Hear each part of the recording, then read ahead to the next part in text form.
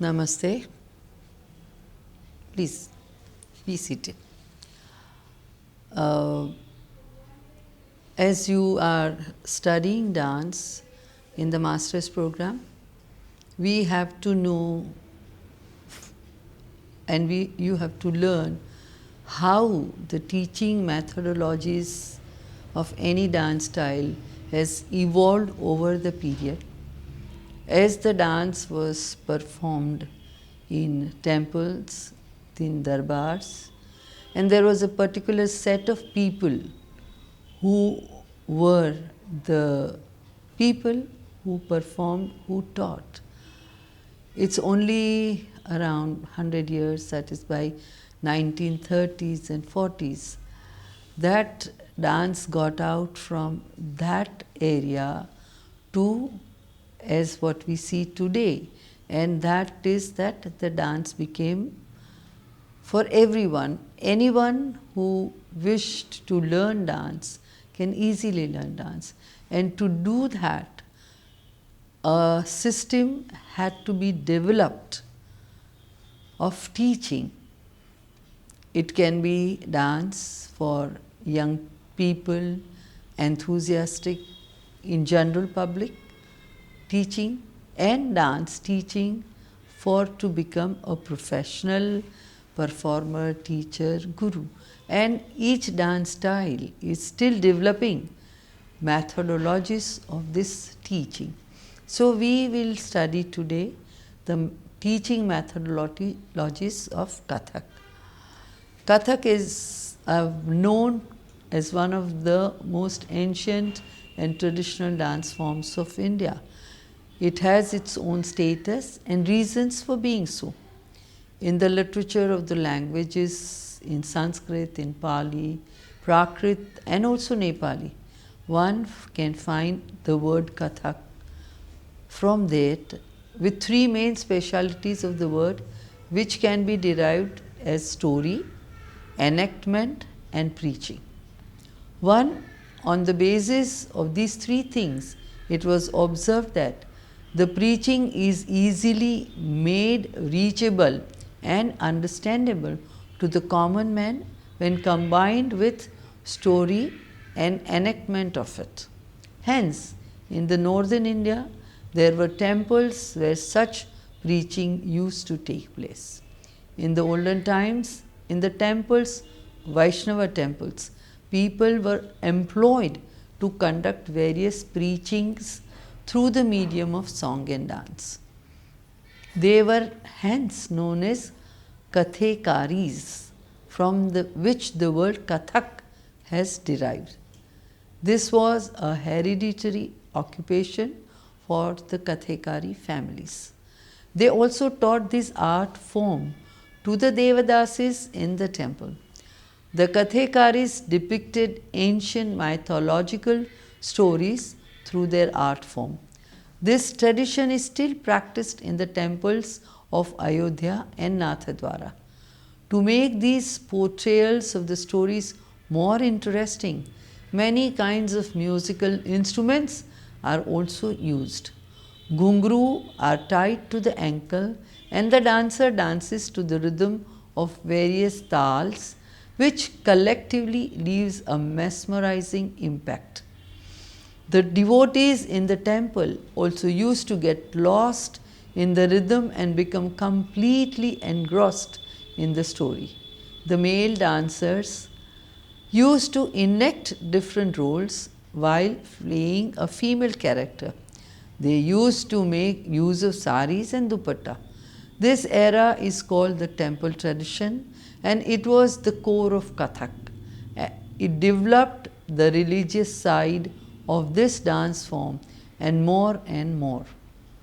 Many bhajans, pad, praises of gods and goddesses, and many kinds of literary and musical compositions were added to the literature of Kathak in this era. In and around 13th century, the Islamic rule took over, which also had an effect on Kathak. This dance form has always been affected by time, period, religion and situations. The temple tradition of Kathak experienced a transformation. The temples were being demolished and the number of temples were rapidly decreasing. The Kathak Karisat, the temples then started presenting their art at different locations and places. They started seeking refuge in the palaces of kings and emperors. To provide their expertise in front of these kings, they made a lot of changes in their art form, especially in the dance. While pleasing the royalties, a complete new form of this dance emerged, which was more difficult and miraculous.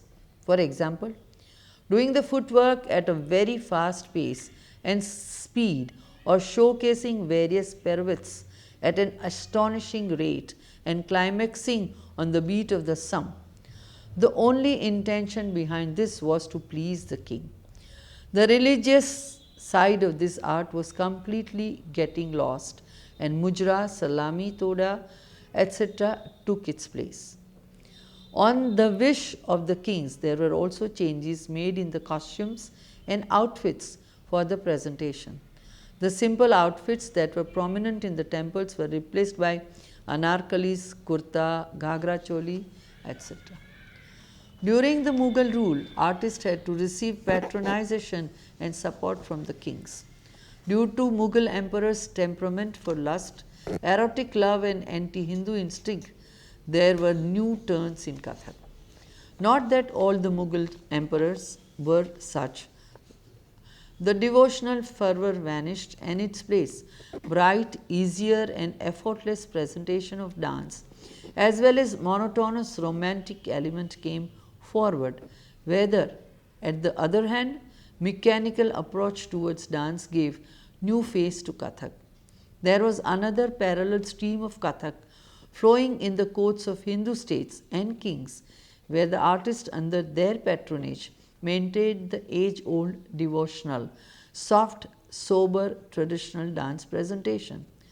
The assimilated development of Nritta and Nritya, which is a very distinct feature of the new era in Kathak, is definitely a finished product of these two parallel streams in the period of Mughal rule, when these two major aspects of Kathak were given prime importance.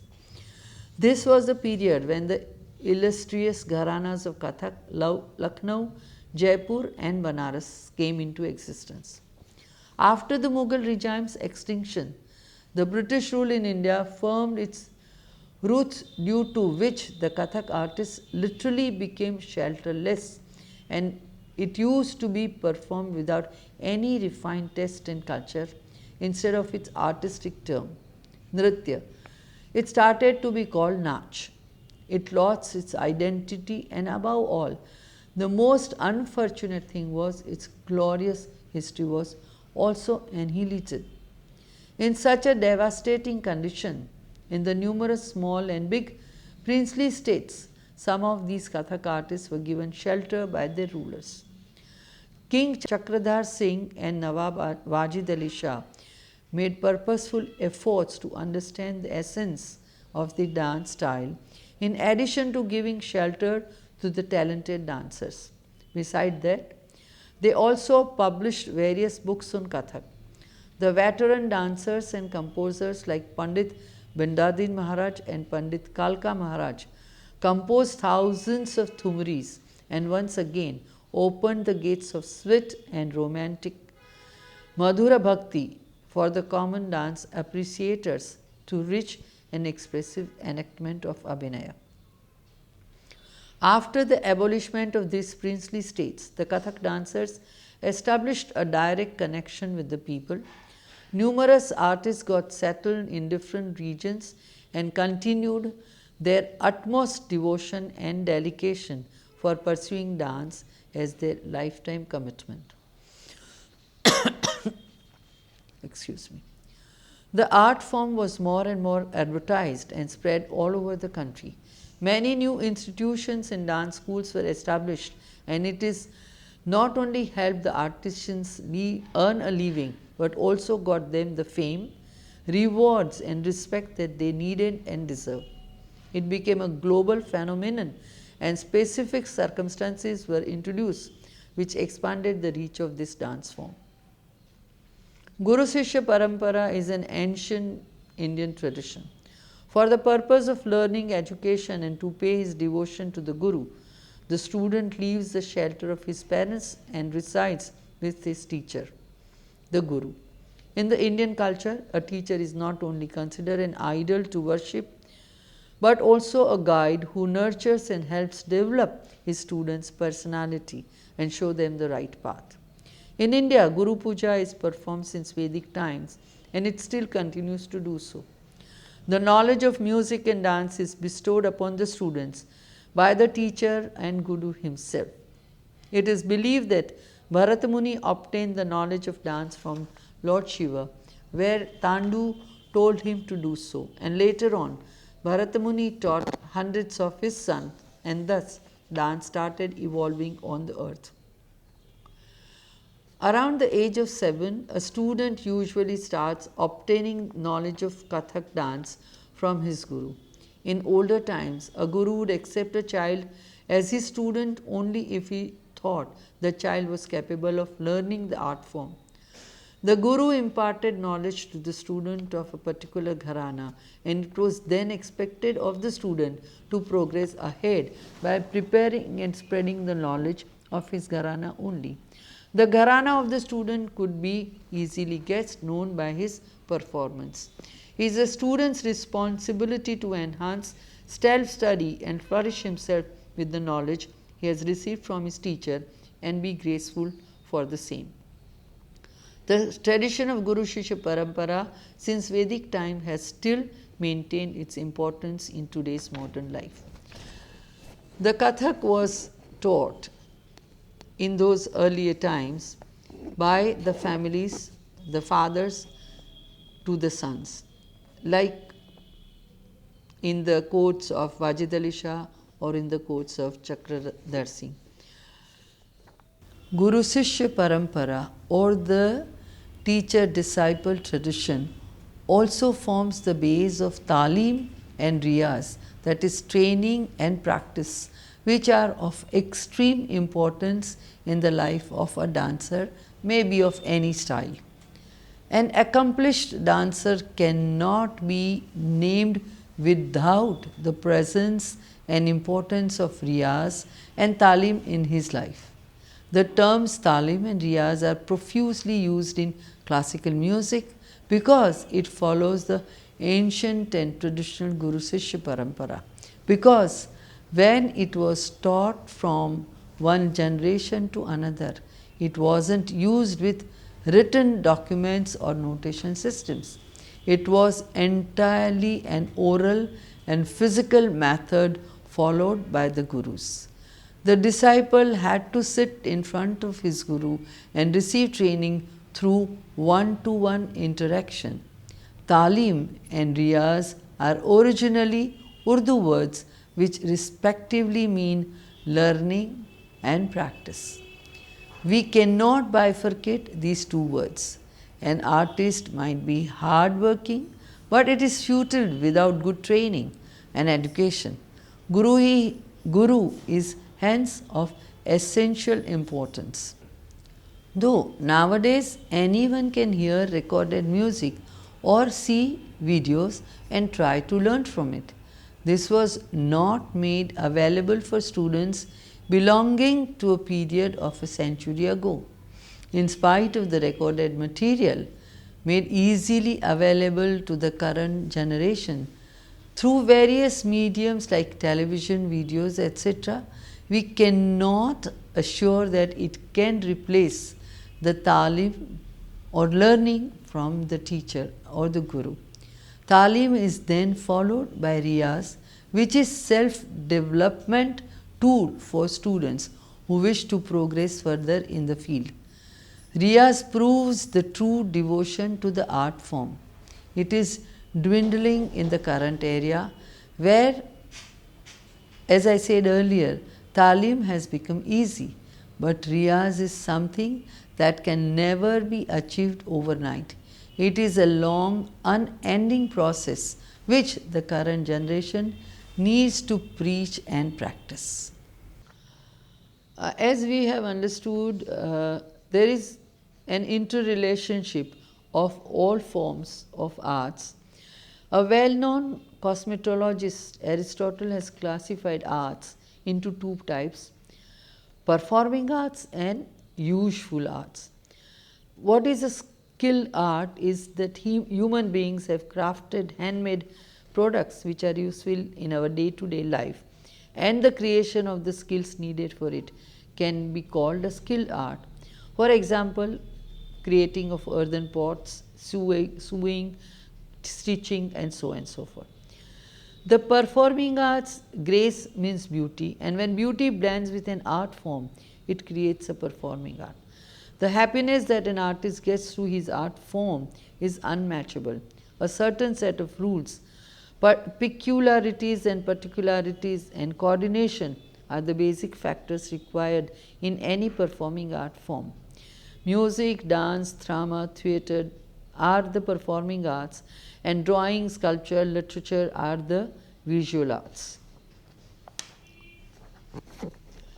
Like, let's say music, what is the medium to present music is through the musical notes, and what are the tools to present this?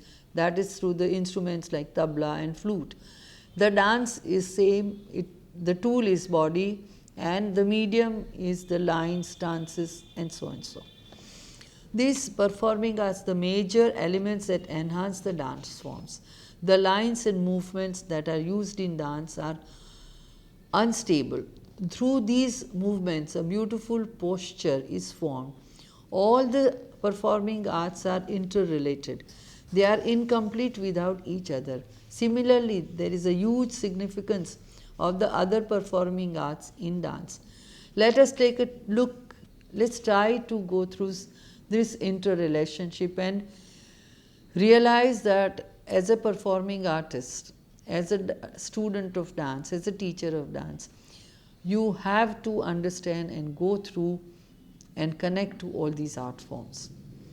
The drawing and dance, Rupa Bheda, the knowledge of form visible and the differentiation of multiple forms. The actions and shapes can be seen and recognized through the mudras in dance. Praman, the correct perception of measure, structure and proportions leading to the balance and harmony. An artist needs to remember that dance is considered as theatre oriented, which has different shades of dramatics, and it is important to strike the right balance between the various characters that the dance portrays. The difference between Lord Krishna eating butter as a child or Lord Krishna advising Arjuna, and the right balance in the body bands and all the actions that one does. Bhava pradarshana, that is the expression, and presentation, also the consequent evocation of feelings and emotive states. The artist showcases emotions through the different colors on the canvas, which can be seen in the dance through the various expressions portrayed on the dancer's face and through his body language. Lavanya Yogyan, that is the infusion of grace. Grace means beauty which can be seen in portraits even by common men. Similarly, in the Abhinaya part, when a dancer gets ready or dresses up or portrays different dresses, the grace can be seen. It is said to be the soul of the dancer. Sahasya, the shapes that we see in our day-to-day life are drawn or painted, but a dancer tries to recreate them with the help of movements and comparisons. That is, eye is like the petal of lotus, ears as big as the elephant, and such. Varnika Bhanga, the methods of using brush, color, lights and shades. Colors are an integral part of any dance form, which helps an artist to reciprocate the emotions like a painter does on his canvas. Such is the relation between dance and drawing. Both the artists express themselves similarly, yet with so much variety. As we know, Geetam, Vadam, Tatha Nrityam, Trayam, Sangeetam Uchyate. One of the specialities of Indian classical dance is that on one hand it is based on bhava, emotions, and on the other hand it depends on laya, the speed. Dance is a part of music and laya is the core element of music. The Indian classical dances depict a kind of dance that has a base of laya and the emotions are expressed with the help of it. The importance of it is such that music or singing is one of the most important parts of any dance form. Both dance and music require the concept of laya and tala. A dance form is classified into two types, Nritta and Nritya, and in both these, singing and music is visible in different forms and shades.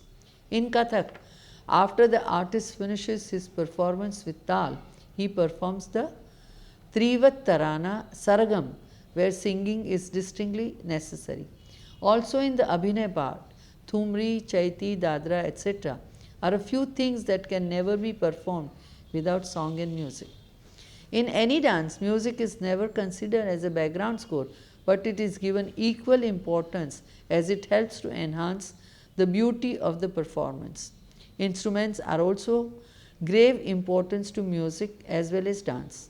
Music cannot be created without them, which in turn makes it equally important for dance. Even though dance is a visually attractive performing art, we cannot overlook the fact that it is combined with music and singing. Instruments like tabla, pakhavaj, mridangam are used for different types of dance and dance styles while performing. Along with this, sarangi, veena, sitar are also used for the same. To make a performance more appealing, appropriate instruments and music is used. Dance and drama are also related from the time of evolution of Sanskrit drama. The Abhinaya part is equally important in both dance and drama.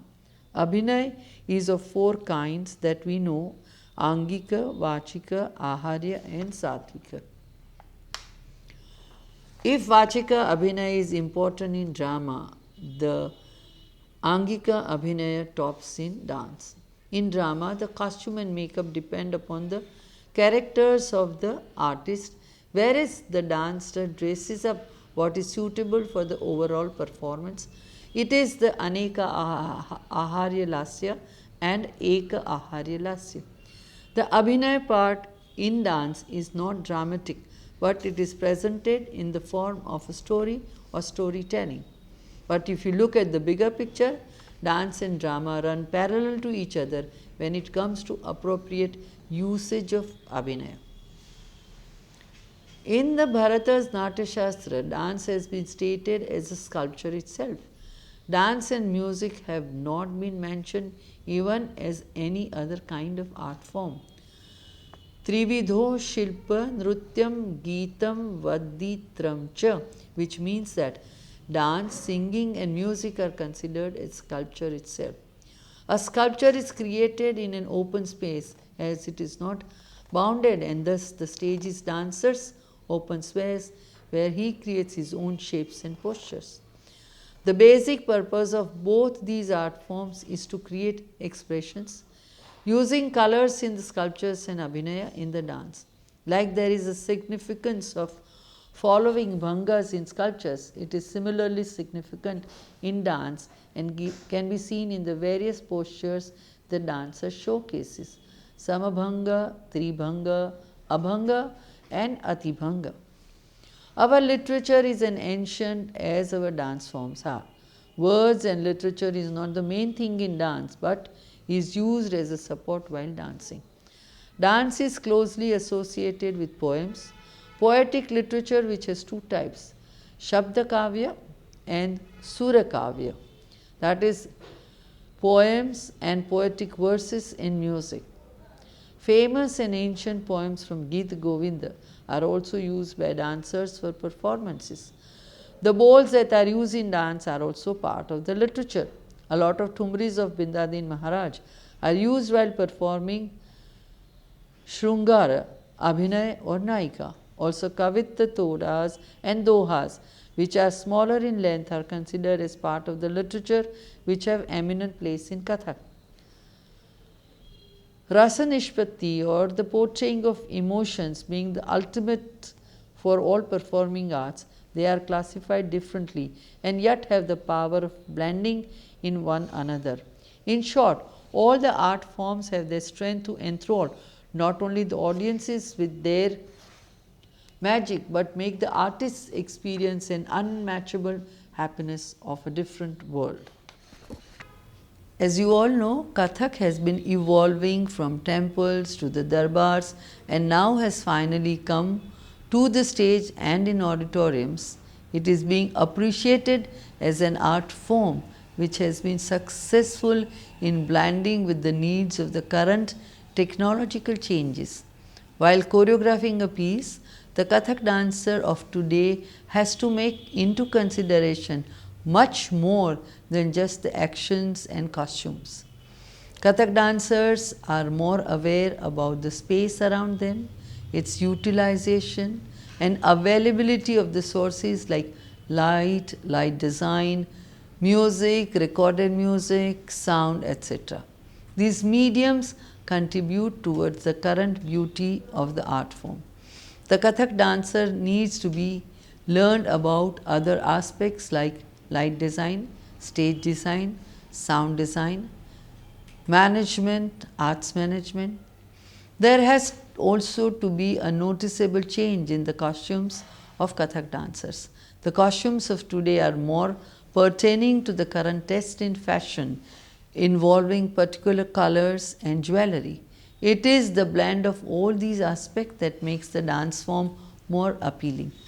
There may be any dance style, its ultimate pleasure is to be experienced by more and more appreciators and is the issue to be contemplated and to achieve this goal. There should be new experiments which must get proper place in the performances.